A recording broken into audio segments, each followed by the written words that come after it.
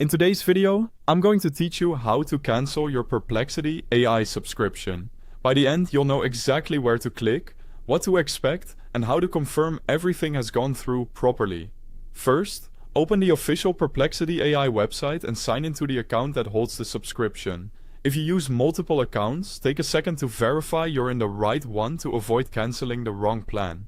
Once you're on the main screen, look at the left sidebar. At the bottom left corner, click your profile icon to open the profile menu. This is your quick gateway to all personal and billing controls.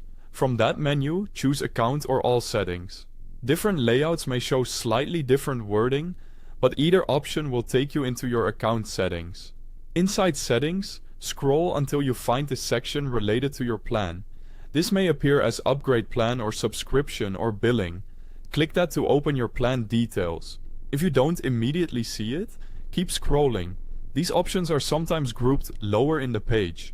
Next, look for a button or link labeled Manage Subscription or Billing Portal. Click it to open the secure billing page where all subscription actions happen. This is the place that lets you make changes safely without affecting your account data. On the billing page, choose Cancel Subscription or Cancel Plan. Follow the on-screen instructions. You may be asked to confirm your choice or select a reason. Just continue until you see the final confirmation prompt. Confirm your cancellation. Your plan will remain active until the end of the current billing period, so you'll still have access until that date, and then the subscription will not renew. Around now, if you need quick access to the site, I've placed a direct link to the Perplexity AI website at the very top of the description. If you're using the mobile app, there's also a download link there for convenience. Finally, verify the cancellation. Look for an on-screen success message and keep an eye on your email for a confirmation note.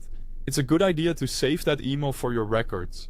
If you don't see it, check your spam or promotions folders. If something doesn't look right, refresh the page or sign out and back in to update your account status. A couple of quick tips.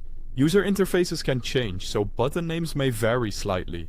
If you originally subscribed through a mobile app store, your subscription might need to be cancelled through that store's billing settings.